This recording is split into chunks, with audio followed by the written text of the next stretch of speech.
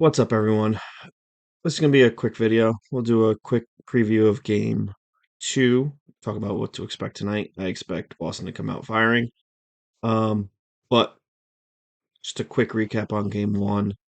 I think the talk obviously is of the Knicks apparently playing their best game that they've ever played to beat the Celtics only by 3 in overtime, and the Celtics played like the worst game they've ever played.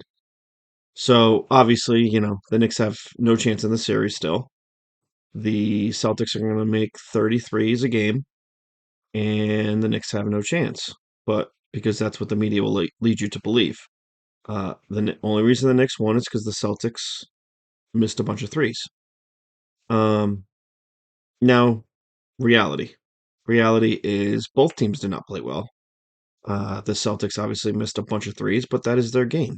They put up 43s a game, 45 threes a game, and that's what they do. They try to outshoot you. The Knicks, on the other hand, missed 14 free throws. Mikal Bridges was 3 of 13. Um, Karl Anthony Towns, I believe, scored 14 points on 15 shots. And Jalen Brunson was 9 of 21 and was 0 for 4 in overtime. But, the Knicks played their best game that they can play. It's interesting how that's the narrative coming out of game one. The Knicks get no credit whatsoever. According to Brian Windhorst, the Knicks did nothing. It was all Boston. Boston missed a bunch of wide open threes, and they're still going to win in 5 games because they're going to come out and make a bunch of threes. Interesting. That's your analysis after watching the game. Cool, I guess. I mean, I know it takes a lot for people to change their minds about a series. Everyone goes in with a preconceived notion of what a series is going to be. And for the media, the preconceived notion was that the Knicks had no chance and that they were going to get blown out by 20 in every game because that's what the regular season told you. Because the regular season means everything. But why not actually look at the games that the Knicks have lost in the regular season and then look at game one and see how it was different? See what the Knicks did that was different. I can name a couple things the Knicks did that were different. First and foremost, they switched on everything. They made I'm sorry. They made the Celtics go one on one. They made the Celtics take fadeaway threes. And yeah, they had open threes. Of course they did. But not all of them were wide open, as people will lead you to believe. I mean, just watch the game and you'll see that the Knicks played much better defense on the Celtics, and that's why they missed a bunch of threes. A lot of the Celtics wide open threes were off offensive rebounds, which the Knicks definitely need to clean up. And I said it before game one that was a key to the series was rebounding because the Celtics get a lot of their open threes off offensive rebounds. But the Celtics offense is just like the Knicks offense. It's ISO Tatum, ISO Brown. Hope you double. If you double, we'll find an open man. If you don't, Tatum or Brown are shooting it. That's all it is. That's all their offense is.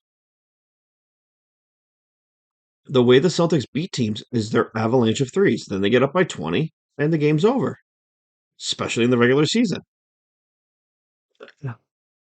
Well, let's not act like the Celtics don't give up big leads. They did it in the regular season. They've done it in the playoffs. That's they do. And let's also talk about another thing. The Celtics don't respect the Knicks. They got up 20 and they said, "This game's over. Let's just have some fun and chuck up threes." They don't respect the Knicks. They don't think the Knicks have a chance in hell for this series. Or for in the game, for that matter. And the Knicks kept chipping away, chipping away. OG Anunoby and Jalen Brunson took over the game. And the Celtics were on their heels the entire game. I will say there was a few times I thought the game was over. When the Celtics went up 20 halfway through the third quarter, thought the game was over. And then when Al Horford hit that three to end the third quarter, put it back to 9, I said, okay, They made a run. That was it. Then the Knicks went up 6, and then the Celtics came right back and went up 1. I was like, okay, all right. It was fun. And then OG hit a 3 to go up 2. And then when Brunson missed that runner, I said, all right, they're going to lose it in overtime. And guess what? The guy who played 51 minutes, Mikal Bridges, had the most energy in overtime. He had the most energy. The Celtics ran out of gas. You could see it. You could see Brown on the last possession with 5 seconds left. He wanted nothing to do with that shot. So yeah, did the Celtics play their A-plus game and the Knicks beat them? No, absolutely not. But did the Knicks play their A-plus game? Absolutely not. Towns can easily now let's transition into game 2. Towns can easily put up 30 and 11 tonight. Brunson can put up 30. OG could put up 20. Bridges could put up 20, and the Knicks could romp the Celtics. Do I think that's going to happen? No, but that's what I mean. The Knicks A-plus game was a C game in game 1. Now, if they play their A-plus game, they can win tonight. Now, I will say this. I don't know if it's the actual stat or whatever it is, but I think if you look at it, 90% of the time, the home team that loses game 1 wins game 2. It's just because the away team is like, all right, we got one on the road. Game 2 is kind of house money. They don't come out as gangbusters as they did in game 1. And the team that lost is desperate and comes out firing in game 2. We saw it last night, actually, with the Cavs. They were up by, 20? And then they ran out of gas. I guess playing minutes in the regular season helps you in the playoffs. Interesting. It's very, very interesting.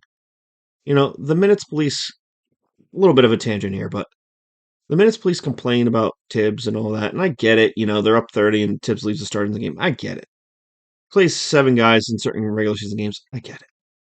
But it's funny. You don't see the Knicks running out of gas in these games. You saw the Cavs run out of gas last night.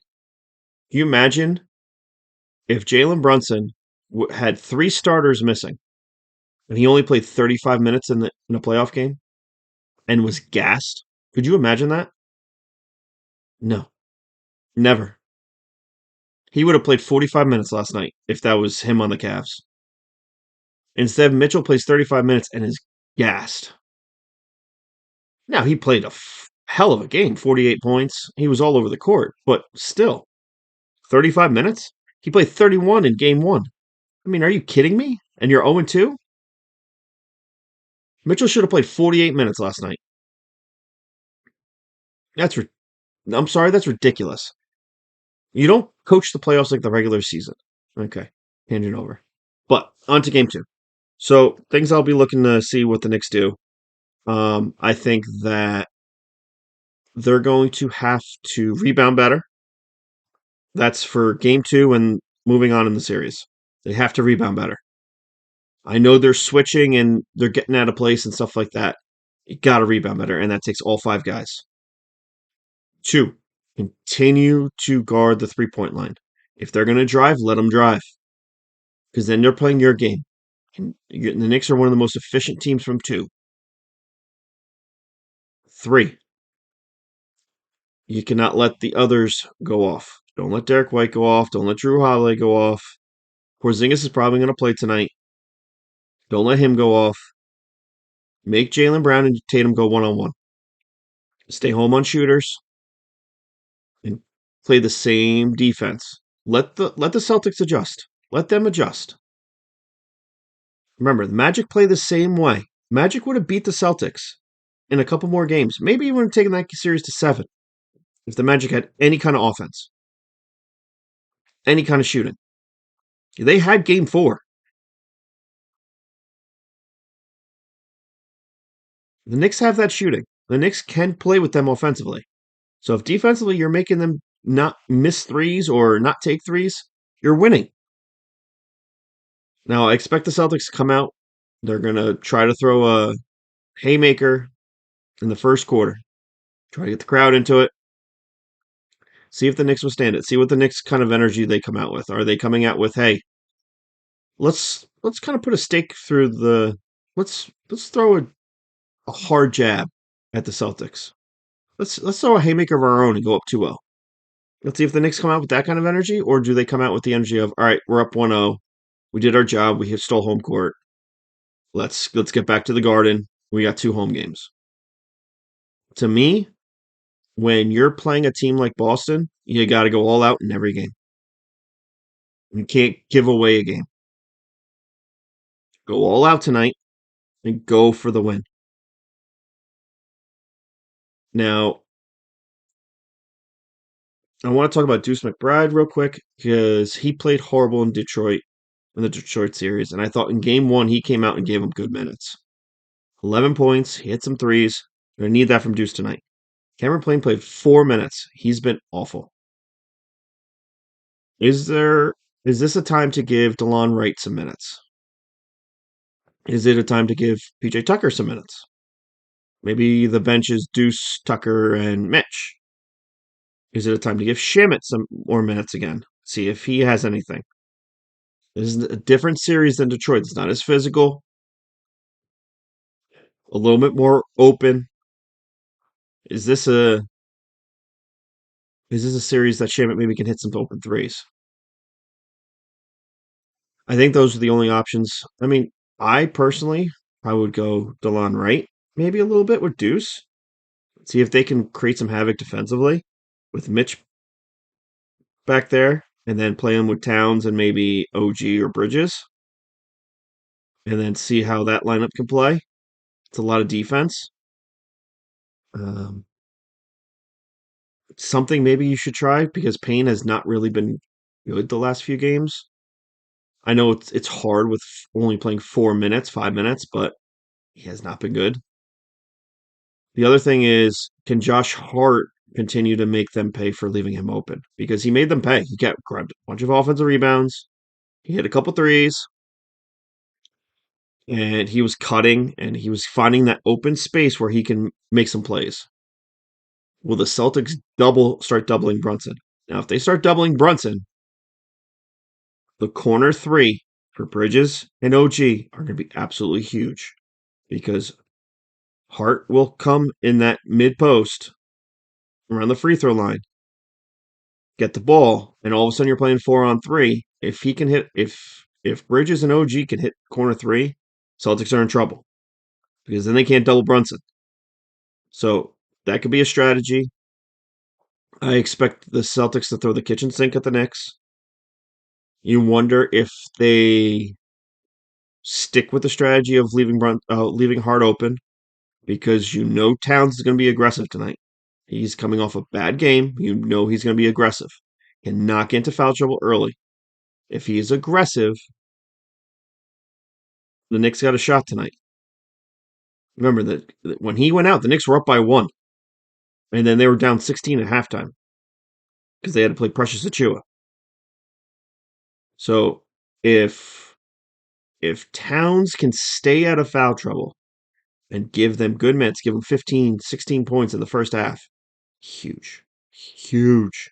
And we need him taking more threes. Hop.